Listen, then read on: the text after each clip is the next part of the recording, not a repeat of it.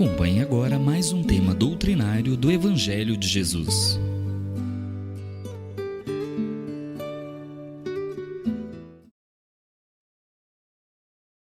Uma alegria estar com vocês, que seja uma noite proveitosa mesmo para todo mundo, que as reflexões possam chegar, aos nossos corações, que Jesus nos inspire na caminhada de reflexões dessa noite. A gente vai falar um pouquinho dessa fala de Jesus, já bastante conhecida de todos nós: deixai vir a mim os pequeninos, trazendo um pouquinho essa reflexão da infância, da educação, da evangelização, enfim, desse que é um assunto de tamanha importância, que deposita em nós uma responsabilidade grande, porque realmente é uma coisa essencial para a nossa jornada aqui na Terra, esse cuidado com as crianças, com a infância.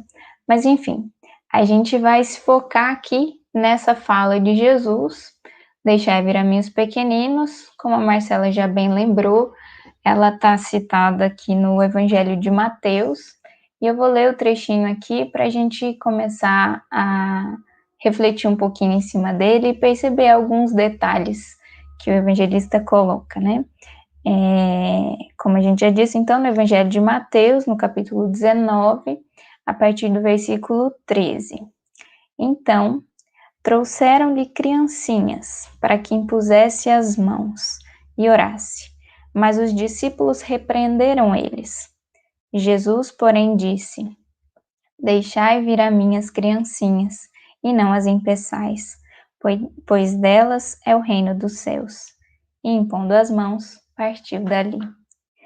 Então, o primeiro ponto que a gente fica a se perguntar aqui, não, a pensar, na verdade, a refletir, é imaginar um pouco essa cena, como é que era naquele contexto, Eu fico imaginando sempre como é que foi viver aqueles dias quando Jesus esteve conosco aqui na Terra, caminhando por entre as pessoas e colocando os seus ensinamentos, sempre rodeado de muitas pessoas, aproveitando as ocasiões do dia a dia para deixar os seus ensinamentos. E eu imagino o quanto Jesus era sempre muito rodeado, a partir do momento que a sua tarefa se torna pública realmente, a partir do momento em que ele realmente começa, então, a trazer, as suas lições, a nos ensinar a todos, ali sempre junto dos seus discípulos.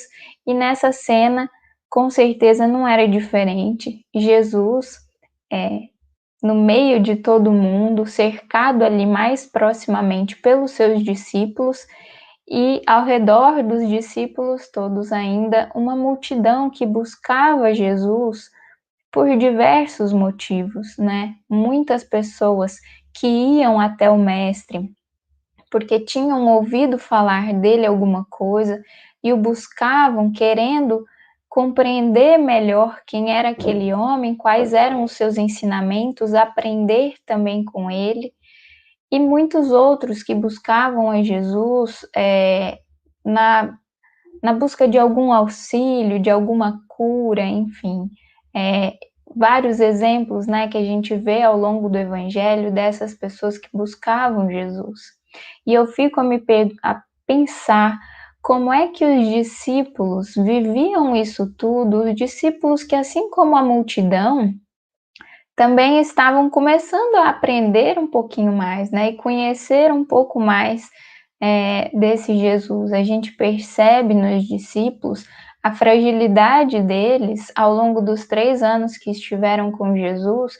Em muitos momentos mostraram as suas fragilidades, porque eram homens e mulheres como nós, ainda em caminhada, em jornada evolutiva, então muito frágeis também em alguns pontos da jornada evolutiva, em algumas características pessoais. Então também se equivocam, o que é bonito para mostrar como nós também nos assemelhamos a eles, e se eles avançaram tanto, estiveram com Jesus, nós também somos capazes de assim fazer. mas fico pensando como é que eles encaravam toda essa situação. Com certeza maravilhados com a figura do mestre, com a autoridade moral que Jesus tinha, eram espíritos e corações que de alguma maneira já traziam uma sensibilidade em seus corações, porque quando foram convocados aceitaram o convite e deixaram realmente as suas vidas particulares, né? Muitas vezes deixaram a própria família para estar com Jesus e segui-lo. Então já tinham realmente uma disposição, um interesse, uma busca, mas estavam ali, né, descobrindo pouco a pouco, maravilhados com certeza com Jesus, mas ainda tentando entender alguns pontos, tentando perceber o que é que significava tudo aquilo. Jesus prometia um reino de Deus, Jesus apresentava uma série de coisas que eles almejavam há muito tempo, assim como todo o povo, né, que já traziam lá desde as Escrituras e de toda a tradição, já esperavam a vinda de um Messias que libertaria o povo, enfim, que traria um novo momento na história, mas eles estavam ali tentando entender como é que isso tudo funcionaria, né?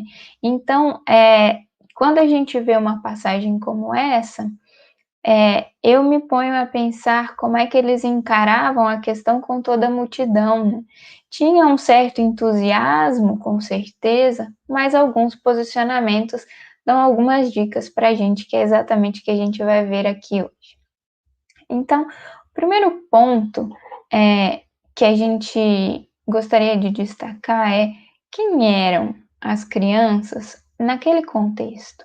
A gente sabe que falar de infância é um tema que teve mudanças muito significativas ao longo da história. A infância ou as crianças não foram sempre vistas ou encaradas da mesma maneira, mas naquele momento eu fico imaginando como é que era a situação das crianças. As crianças que até hoje são esse símbolo, né, essa representação do ser frágil, dependente, indefeso, que por pequenino vem no seio de uma família, acolhido por aqueles que são responsáveis por protegê-lo, por alimentá-lo, por vesti-lo até que ele possa desenvolver-se, né, e ter maturidade ou desenvolvimento suficiente para seguir com suas próprias pernas, mas naquele contexto talvez isso fosse ainda mais forte. Aqui no Brasil mesmo, se a gente parar para pensar, há não muito tempo atrás, os nossos pais, os nossos avós viviam em um contexto em que tinha-se muitos filhos, né? E as crianças desencarnavam muito na infância. A taxa de mortalidade infantil era alta, né? Então, essa questão da fragilidade era muito mais presente, até porque as crianças sofriam com esse desencarne precoce, digamos assim, né? Então, imagina como não era no tempo de Jesus, com as questões enfim, de todas as facilidades que a gente tem hoje em dia, que naquele momento não existiam, né? Isso deveria ser ainda mais agravado, e no contexto social, eram seres ali que não desfrutavam de nenhum tipo de privilégio social ou de poder político, muito pelo contrário, né? Então, quem eram as crianças? Para os discípulos que estavam ali no meio da multidão, alvoroçados porque estavam seguindo o Messias, porque tinham ao lado essa figura presente, marcante, que prometia dividir os tempos como realmente fez, que prometia trazer uma série de transformações, uma série de ensinamentos para esses discípulos, talvez ainda um pouco sem compreender tão profundamente qual era realmente a mensagem de Jesus, ao olharem para uma série de crianças que se aproximavam do Mestre, muito provavelmente o que foi que eles pensaram? Que as crianças atrapalhariam aquele momento e que eles não teriam tempo para dedicar-se a elas, que eles não tinham tempo a perder recebendo aquelas crianças. Então, talvez, numa postura, um desejo sincero até de auxílio, de ajudar Jesus, se colocaram ali como uma espécie de seguranças do Cristo, né? Uma espécie de protetores, como se eles fossem talvez uma barreira ali para selecionar o que merecia ou o que não merecia aproximar-se de Jesus, o que agregaria ou não, né, a tarefa do Cristo, e naquele momento entenderam que as crianças não tinham ali, talvez o merecimento, ou enfim, atrapalhariam a situação, e então decidem por repreender e afastar essas crianças, né? É então que Jesus vem e dá uma lição. Mas antes disso, eu gostaria de destacar aqui alguns posicionamentos, alguns personagens que existem nesse pequeno trecho, né? Nessa pequena imagem, nessa pequena cena que a gente está contando aqui. A gente já falou um pouquinho dos discípulos, vamos falar mais deles, mas tem um outro grupo de pessoas aqui, além das crianças, que aparece, porque o Evangelho, conforme eu li aqui, ele não fala que as crianças vieram sozinhas. Ele diz: trouxeram-lhe criancinhas. E isso nos mostra que elas foram trazidas por alguém, muito provavelmente adultos, né? Já que ele diferencia aqui as crianças. Essas crianças foram trazidas por alguém. E isso, para mim, já é uma interpretação bastante interessante de mostrar como é que as crianças chegam até Jesus, conduzidas por alguém. E isso é extremamente importante. Pensando no nosso contexto hoje, a gente sabe que as crianças são espíritos talvez até mais avançados que nós mesmos, que somos hoje adultos e que as recebemos nos nossos lares enquanto pais, mães, enfim, educadores, avós, tios, e todos os adultos que cercam uma criança. Mas, independente do espírito que esteja reencarnando naquele corpo, ele passa por um período, que é o período da infância. Nessa fase, nesse período, a criança ela é realmente mais dependente. E nesse estágio de dependência, ela precisa de mãos adultas que a possam conduzir, porque nesse período da infância, o espírito está ali com a sua consciência um pouco mais adormecida, né? Adaptando-se à nova encarnação. É um período de transição em que o espírito vai poder se adaptar ao novo corpo, né? Essa nova experiência, para mais adiante, enquanto adulto, retomar realmente as rédeas aí da sua encarnação para o trabalho que lhe compete, né? Mas não é à toa que Deus, na sua infinita sabedoria, coloca a infância nesse período, essa fase de transição. E nessa fase de transição, a criança ela é conduzida, ela é guiada, ela é orientada pelos adultos que a cercam.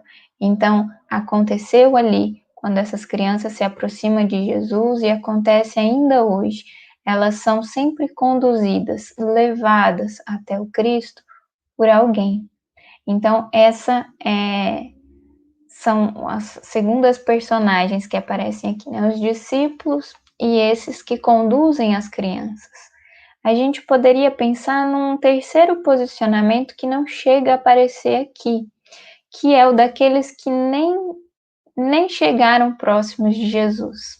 São aqueles outros adultos que ainda, digamos, estão num outro estágio, né? Num outro tipo de buscas que nem chegam a se aproximar de Jesus. E, por consequência, as suas crianças, os seus filhos, também permanecem um pouco ali mais afastados do Mestre. Então, essas três colocações, né? O que nem chegou, o que está levando a criança e o discípulo que se coloca ali como um obstáculo, são as três posturas que a gente vai tentar refletir um pouquinho mais aqui. A primeira seria essa não condução a Jesus, né? Quando a criatura nem está fazendo ainda essa busca. Quando a gente, enquanto adultos, não exercita a nossa busca espiritual, quando a gente ainda não se esforça por estarmos próximos do Cristo, a gente também, por consequência, não vai ter condições de trazer junto conosco as nossas crianças. Então, o primeiro passo de todos, sempre na condução infantil, é a nossa própria transformação, é a nossa própria busca pessoal que vai ser capaz, por ela mesma, apenas pelo exemplo que a gente dá, pela nossa própria vivência, de refletir para a criança o que é essa busca, né? O que é almejar estar mais próximo de Jesus. As crianças, elas vão conhecer ou não através da nossa própria vivência. Elas vão conhecer a Jesus, elas vão ter intimidade com o seu evangelho ou não através das nossas próprias vivências.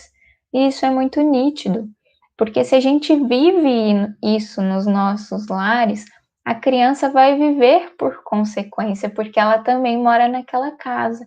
Agora, se aquela casa não tem o hábito da vivência com Jesus, a criança também não vai ter experiência. Onde é que ela vai poder viver isso? Onde ela vai poder observar, sentir e perceber se ela não tem isso dentro de casa? Isso é muito nítido de perceber, porque as crianças, elas são muito genuínas, né? E eu costumo observar bastante, né? Eu sou professora, né? E a gente vê isso muito claramente nas crianças. Quando a gente trabalha com crianças pequenas, elas trazem na fala, na vivência, nos pequenos gestos, tudo aquilo que elas vivem em casa. É natural, né? E quando a criança pequena, ela vive num ambiente familiar que cultiva a religiosidade, a espiritualidade, seja de qual denominação for, a gente percebe muito claramente, porque aquela vivência é tão genuína no seu lar, aquilo para ela é a vida, né? Ela traz isso para o contexto escolar também, a gente consegue perceber muito claramente. E é de uma satisfação grande, né? Perceber que algumas famílias realmente investem nisso, né? E a criança vive aquilo com muita naturalidade, porque aquela é a vida que ela tem aprendido, né, dentro de casa. Mas aí o outro posicionamento que a gente pode refletir um pouquinho mais aqui é com relação aos discípulos mesmo, como a gente vinha falando, né? Porque os discípulos, eles se colocam como um impedimento, como um obstáculo na aproximação das crianças com Jesus.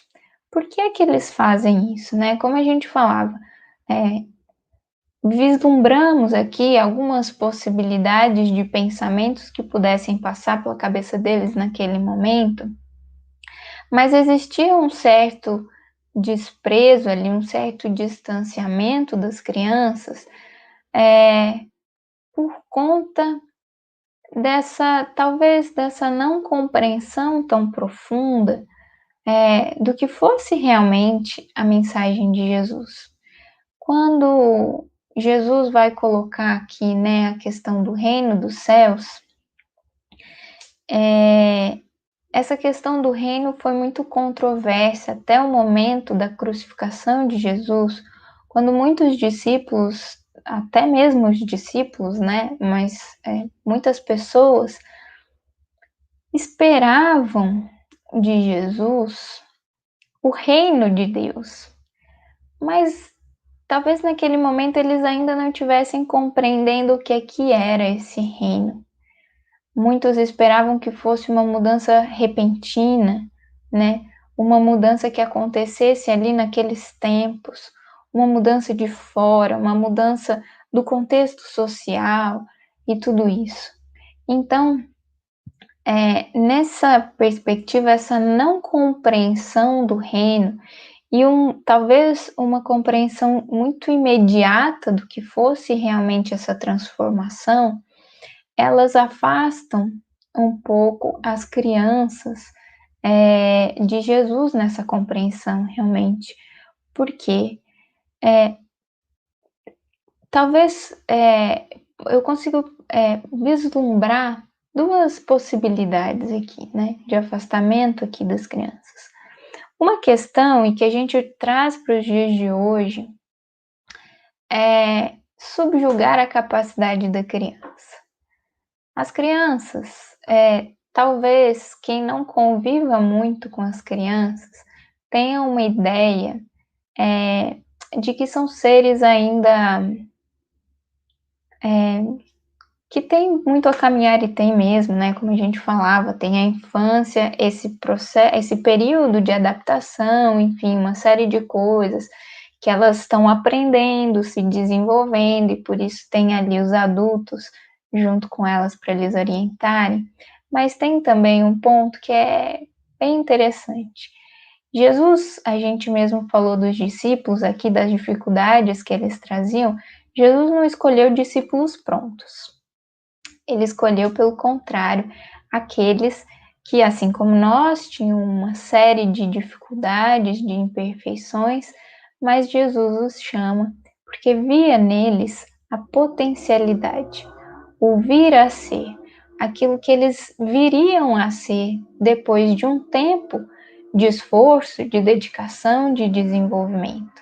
Essa é uma característica do Cristo muito bonita. Deus faz isso conosco todo o tempo, né? Nós somos colocados em uma série de situações que são desafios que a gente ainda muitas vezes não está pronto para aquele determinado trabalho, mas Deus investe em nós porque Ele conhece as nossas potencialidades.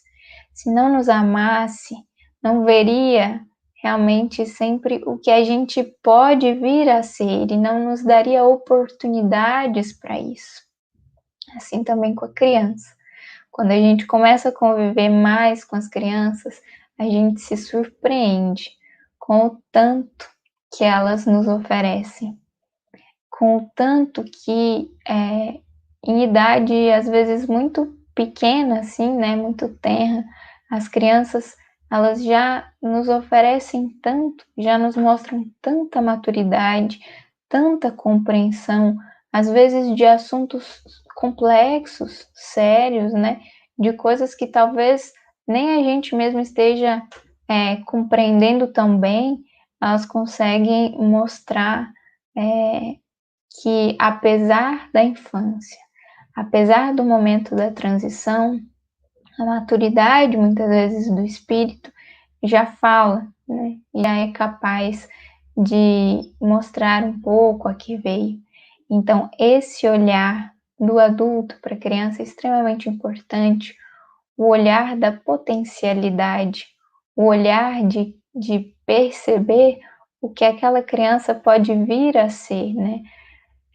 Todas as virtudes, as potencialidades que a criança já carrega e de coisas que ela pode sim desenvolver. É esse o grande investimento que a gente pode fazer, né, com essa atenção voltada para ela, de dar também nós, na posição que estamos, também possibilidades e oportunidades para o seu desenvolvimento. Mas também tem uma outra questão que às vezes vai afastar as crianças de Jesus, ou nesse caso da passagem aqui, né, que faz os discípulos tentarem impedir que elas avancem até o Cristo, que é, mais uma vez, essa questão do imediatismo, porque talvez pensassem que o reino de Deus, como Jesus falava, deveria ser implementado ali por aqueles tempos, e a criança ainda pequena, em que ela ia poder contribuir, né? Mas a gente se esquece de que a construção do reino, ela tem um tempo diferente. Ela acontece no tempo de Deus, né? E esse tempo, ele pode ser curto ou longo, a depender da nossa própria dedicação, enfim. Porque o reino, na verdade, é uma construção íntima e ele só se dará na Terra, num contexto social, se a gente pensar, né, no reino mais concreto que possa estar acontecendo na Terra, no mundo, um dia chegará também, mas antes ele é construído dentro de cada criatura. E ele só vai ser construído, então, fora, no exterior, na medida que um a um os homens e as mulheres forem sendo transformados. Na medida que cada criança que nasça possa receber auxílio, amparo, condução dos seus pais para levarem a mais perto de Jesus, para que aquele coração possa ir se transformando. Na medida que ele se transforma, ele vai ser exportado para o mundo como um coração transformado, como uma pessoa melhor, um homem de bem, talvez, como a gente vê lá no Evangelho, com dedicação, com esforço, com tempo, a gente vai ver cada vez mais homens e mulheres de bem vivendo no mundo. Então, nesse contexto, a gente vai ver uma transformação íntima, pessoal, de cada indivíduo e depois, por consequência, também coletiva. E aí, então, vem a chave de tudo isso, é perceber que quando Jesus convoca, aqui puxa a orelha, digamos assim, dos discípulos e diz: deixai vir a mim as criancinhas e não as impeçais, pois delas é o reino dos céus. Jesus coloca uma advertência muito importante aqui. Deixa que elas venham e não as impeça. Não sejam vocês os obstáculos para que elas possam chegar até mim. Então, se a gente viu aquele adulto que ainda está afastado, não está na busca ainda por estar com Jesus, vimos o discípulo como essa postura do obstáculo, infelizmente, aquele que coloca um muro, né, e interrompe ali a aproximação das crianças ao Cristo. Que nós possamos ser aquele outro terceiro que pega na mão da criança e a leva para mais próximo de Jesus, porque realmente essa é a grande tarefa e a grande responsabilidade de todos nós enquanto sociedade, pais e mães, com certeza, os que primeiro de tudo recebem essa incumbência do alto, essa grande oportunidade, porque como a gente falava das potencialidades, Deus entrega para cada pai, para cada mãe, uma criança, porque confia também na condução desses adultos que a recebem.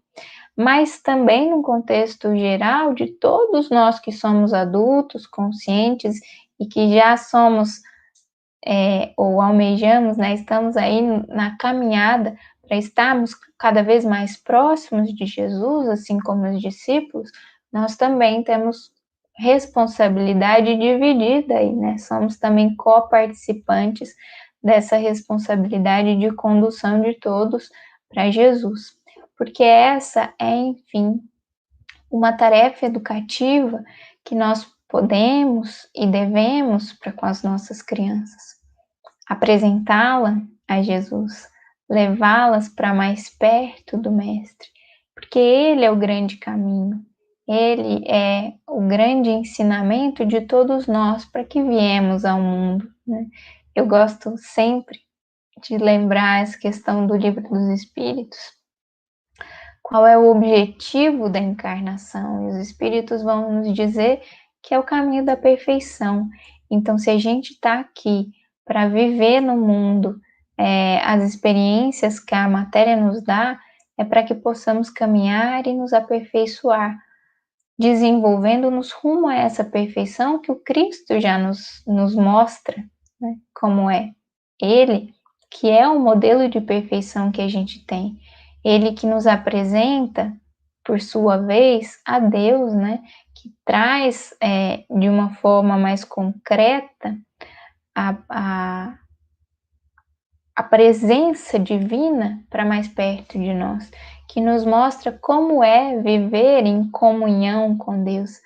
Então é esse o grande caminho que a gente pode e deve fazer com as nossas crianças, aproximá-las de Jesus cada vez mais, para que Ele, Mestre por excelência, possa também tocar o coração infantil. As crianças são muito sensíveis e elas vão criando desde a infância essa intimidade com Jesus, com seus ensinamentos. Como eu dizia, né, vivem com naturalidade quando vivem isso desde a infância, né? Desde o começo dessa encarnação, quando a gente sabe, é o momento em que são também mais maleáveis para receber ensinamentos novos. Então, que a gente possa estar cada vez mais com Jesus, percebendo que essa criança é sim o futuro do coletivo, o futuro da humanidade, mas também o futuro dela mesma, né? A criança, a infância, como essa grande oportunidade que a gente tem de auxiliar esse espírito na construção do seu próprio futuro, semeando ali o Evangelho, que é para nós o grande roteiro de transformação de vida, né? Onde poderemos avançar rumo a Deus, rumo a estarmos realmente mais próximos de Jesus. E essa semeadura, ela só pode ser feita pelo caminho da educação. Se a criança, ela é o futuro, ela é também o presente, porque é a partir de agora que a gente começa a semear, então, esse futuro. Então, nos nossos trabalhos de evangelização, seja na casa espírita, seja no lar, né, no trabalho dia a dia, no exemplo que a gente traz para a criança, nas conversas, na vida, quando a gente convive com uma criança, e aqui falando de família, né, a gente está mostrando para a criança como é viver nesse mundo. Que a gente saiba, então, viver nesse mundo com os olhos voltados ao alto, sabendo que estamos aqui para avançar enquanto espíritos. Se a gente vive isso como adultos, as crianças vão aprender que é assim que se vive aqui. E vão também, naturalmente, reproduzir isso nas próprias vidas, né? Aprender com esse grande exemplo que tem dos seus pais, daqueles que convivem mais proximamente com ela. Então, esforço esse que é primeiro para cada um de nós nas nossas próprias vidas. Transformar a nós mesmos é o grande exemplo que a gente carrega aí para as crianças. Então, que Jesus possa inspirar a todos nós nessa jornada, aqueles que estão mais proximamente com alguma criança nessa encarnação, com algum espírito que está em início de jornada, cheio de expectativas, cheio de anseios, cheio de boas possibilidades para aproveitar dessa vez melhor a encarnação e avançar, porque é isso que todos nós queremos, almejamos e para isso aqui retornamos. Então que Jesus siga inspirando a todos nós e a cada um de vocês.